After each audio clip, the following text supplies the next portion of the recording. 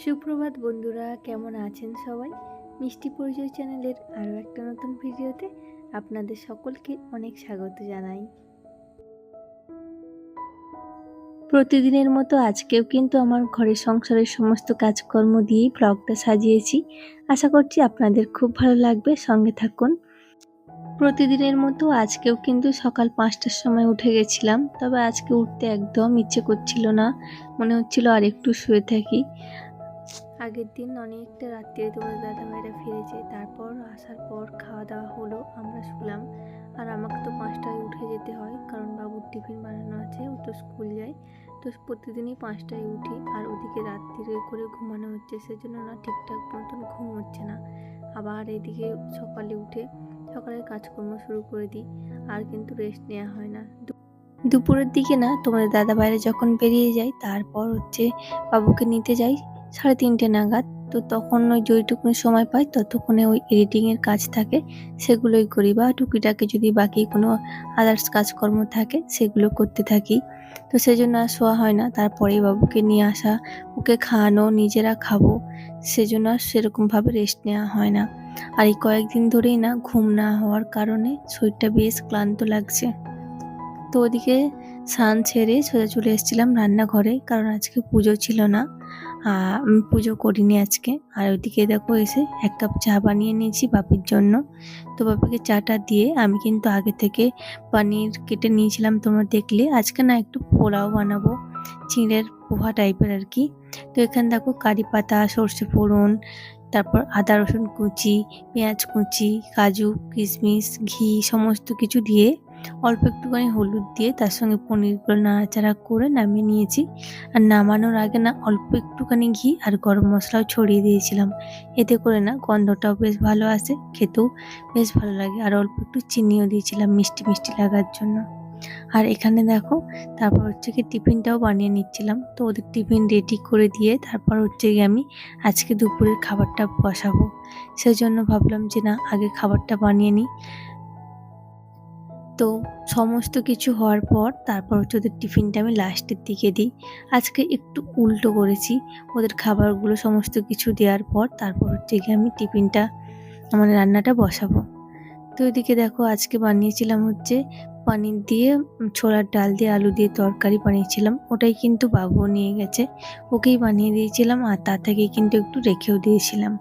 তার সঙ্গে একটা পেঁপেও কেটেছিলাম। তো ওই দিয়ে আজকে আমাদের টিফিন ছাড়া হয়ে গেছে সকলের। আর আগের দিন বাজার থেকে না আমি নিয়ে এসেছিলাম এই বিলিতি আমড়াটা, আর ওটা খেতে তোমার দাদাভাই ভীষণ পছন্দ করে, সেজন্য ওকে কেটে অল্প একটু কাসুন্দি, তার সঙ্গে কাঁচা লঙ্কা আর বিট লবণ দিয়ে মেখে দিয়ে দিয়েছি। আর ওদিকে ওর টিফিনে আলু কাবলি নিয়ে যাই, কলাওয়ালা ছোলা, এই সমস্ত কিছু দিয়ে আলু কাবলি দিয়ে ওদের টিফিনটা দিয়ে দিয়েছি। আর বাবিকে একটু ফ্রুট দিয়েছি আর কি।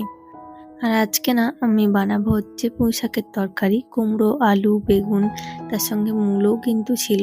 তো এই সমস্ত কিছু দিয়ে মাছের মাথা দিয়ে একটা ঘন্ট বানাচ্ছিলাম। তো ওদিকে তরকারিটা ঢাকা চাপা দিয়ে অল্প আঁচে বসিয়ে রেখে আমি চলে এসেছিলাম রুমে। তো তোমাদের দাদাভাই এখন চলে গেছে কারখানাতে। তো আমি ভাবলাম যে না, ওদিকে তরকারিটা হতে থাক, আর এদিকে যে টুকটাক কাজকর্মগুলো আছে এগুলো কিন্তু সেরে নিই। তো আমি এখন দেখো বিছানাটা তুলে নিচ্ছি। বিছানা আমি যতই ঠিকঠাক করে রাখি না কেন, বাবু কিন্তু একদমই রাখে না। ও এসেই কিন্তু ওর যতগুলো বল রয়েছে, ব্যাট রয়েছে, সমস্ত কিছু বিছানার উপরে রাখবে। ওকে যতই আমি বলি না কেন, কিন্তু আমার কথা কোনোটাই শোনে না। ও গিয়ে ঠিক বিছানাতে বলগুলো রাখবে। তো এই যে যতক্ষণ থাকে ততক্ষণই ভালো। তো তোমাদের দাদাভাই এসে আবার একবার ধামসাবে, তো আবার একবার আমাকে ঠিক করতে হবে। এইভাবেই কিন্তু কাজকর্মগুলো আরও বেড়ে যায়। 2 থেকে 3 বার বিছানা তো আমাকে তুলতেই হয়। আর এদিকে তারপর আমি চলে এসেছিলাম রান্নাঘরে, দেখলাম যে কুমড়োর তরকারিটা মোটামুটি গা মাখা হয়ে এসছে। তো এদিকে তরকারিটা নামিয়ে আমি রেখে দিলাম। আর আজকে না মাছ করব না, আজকে মাছের বদলে ডিম হবে। কারণ কয়েকদিন হয়ে গেল মাছ খাওয়া হচ্ছে, আর আজকে বাজারে যাওয়ারও সেরকম কেউ ছিল না। একটু কাজ ছিল বলে তোমার দাদাভাই আর বের হয়নি। তো সেজন্য বলল মা যে আজকে ডিম রান্না করো। আর বাবু তো ডিম খেতে খায়, মাছটা অতটা ভালো খায় না, তো ওর জন্য হবে। আমিও বললাম যে ঠিক আছে মা, আমাদের জন্য আজকে ডিমই করে নি, আজকে আর মাছ বানাতে হবে না। সেজন্য ওই যে ৫ জনের ৫টা ডিম, আর বাবুর জন্য একটা। ও ডিমের সাদা অংশটা খায়, হলুদটা খায় না, সেজন্য ওই জন্য ২টো। তো এই যে ডিমগুলো সেদ্ধ করতে দিয়ে দিয়েছি। ওদিকে না ডিমটা সেদ্ধ হতে হতে এদিকে আমি ঘরবাড়িগুলো একটু ঝাঁট দিয়ে নিই। আর তোমার দাদাভাই এখনও আসেনি, আর ওই জন্য আমি ঘরবাড়িগুলো আগে একটু ঝাঁট দিয়ে নিচ্ছি। আর সকালে কিন্তু একবার আমাদের ঝাঁট দিয়ে ঘর মোছা হয়ে যায়, তারপরেও দুপুরের দিকে কিন্তু অনেকটা দেখি ধুলোবালি বা এদিক ওদিক জিনিসপত্র ছড়ানো ছিটানো থাকে। আমি একবার আবার ভালো করে মুছে পরিষ্কার করে ঝাড়ু দিয়ে নিই। আর এর আগের ব্লগে না ঘরেও বাইরে থেকে অ্যাকাউন্ট থেকে দিদিভাই আমাকে কমেন্ট করেছো, খুব ভালো সুন্দর ভিডিও। থ্যাংক ইউ দিদিভাই, এভাবেই আমার পাশে থেকো আর আমাকে সাপোর্ট করো প্লিজ।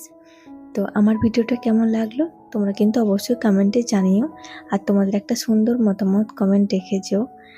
তোমাদের কমেন্ট পড়তে আমি কিন্তু ভীষণ ভালোবাসি। তো ওদিকে আমার রান্নাবান্না কিন্তু হয়ে গেছিলো, আর আমার ঘর বাড়িও কিন্তু ঝাঁট দেওয়া হয়ে গেছে। তো এখন তোমার দাদাভাইও চলে এসছে, তো ওকে এই যে দিয়ে দিচ্ছি এখন খেতে। তো ওর জন্য এক পিস মাছও রান্না করেছিলাম আমি। তো এই যে পুঁইশাকের তরকারি, তার সঙ্গে কচুর তরকারি, আর আছে স্যালাড, পেঁপে সেদ্ধ, ও পেঁপে সেদ্ধ খাই, আর তার সঙ্গে মাছ। চলো আজ আসি, দেখা হবে আবার পরের দিনকে। টাটা, সবাই খুব ভালো থাকবে।